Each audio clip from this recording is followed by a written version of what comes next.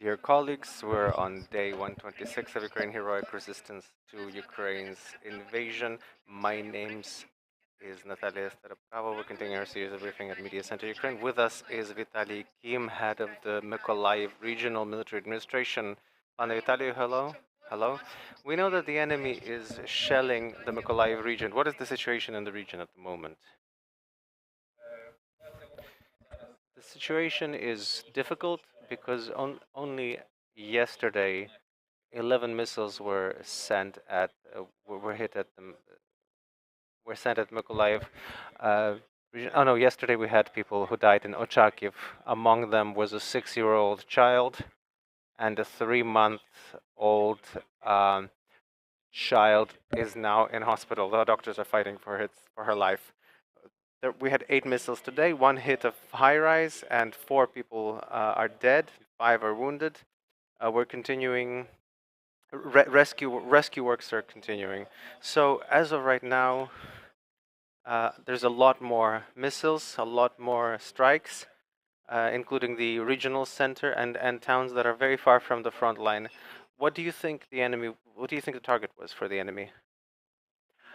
I look. They might be there might be military objects that we don't have, but he's hitting. They might be going for military objects we don't have, but they're mostly hitting civilian infrastructures, like the building today, the 5-story building in a residential quarter.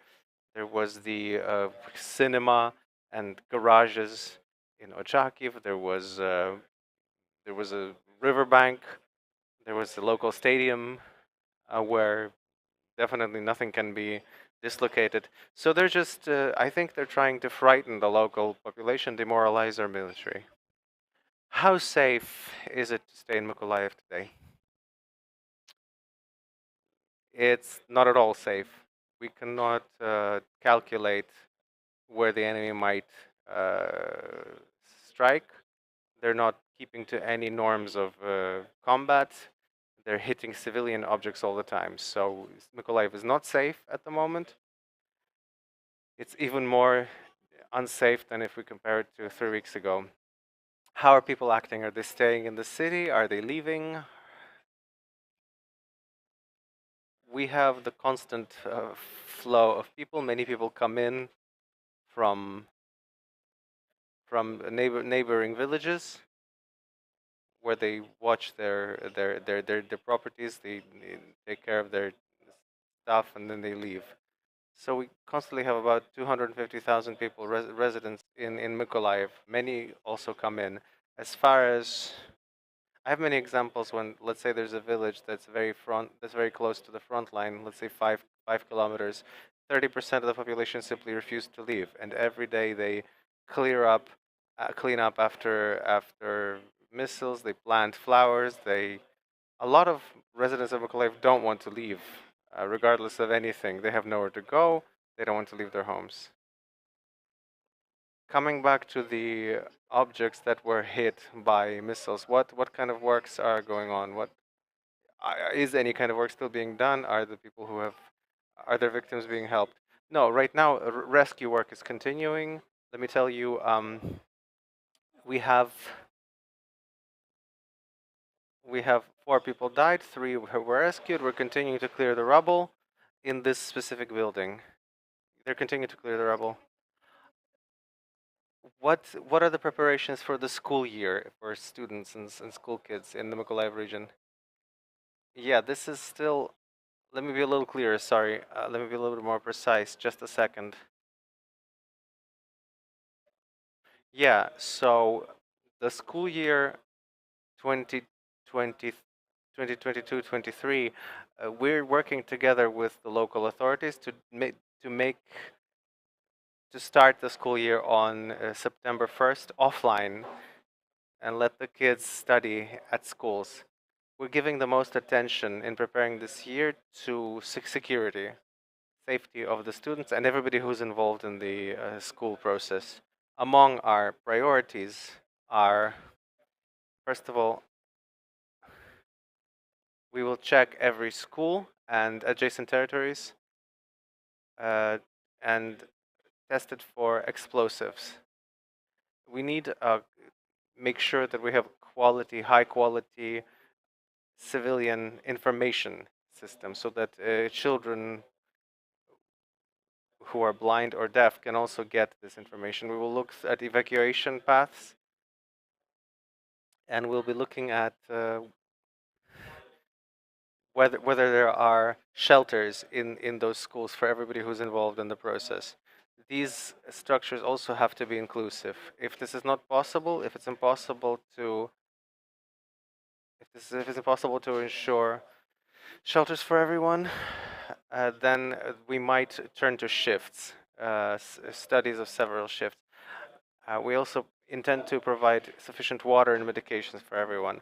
There will be trainings for school kids, for uh, for what to do if there is an air raid siren, or if there is a hit, or if there is a strike. If there is an air raid, the educational process will be stopped, possibly continued in the shelters, or continued after the all clear. We're creating a special commission to test these schools and to verify that they're safe. Students in temporarily occupied territories or in schools that were damaged may continue to study remotely or in other schools in Ukrainian territory. Students of schools, that are next to the front line will also be studying remotely. These decisions are made by the educational authorities, local educational authorities. This may change according to circumstances. Right now, the biggest risk is the schools within 40 kilometers from the front line.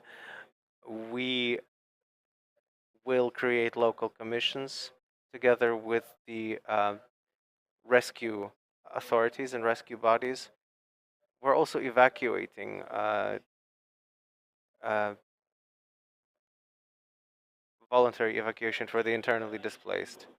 We're still discussing whether, from the Office of the President, we're working on the security component, and we're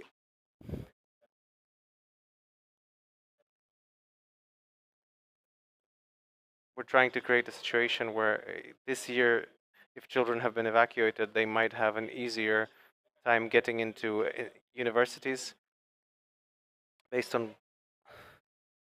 Now, this the work is still we're still in consultation, but we'll soon know how this will work, how the school process will continue. When will this school kids and students be prepared to start the school year? On September the 1st. Yes. The same for school kids and students. Yes.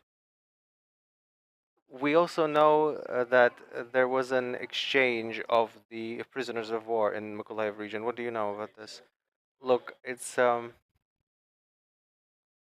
this is the 14th exchange now. We've exchanged over 100 people thanks to the cooperation of uh, uh, we exchanged 15 for 16. I think 5 of them were wounded, and we were getting them on ambulances. But there is a path. There are communications that allow us right now, thanks to cooperation again with the patrol police. We will continue to do this. Thank you. With us was Vitaliy Kim, head of the Mykolaiv Regional Military Administration. At 1 o'clock, we will be talking to. We'll be discussing the summit in Madrid.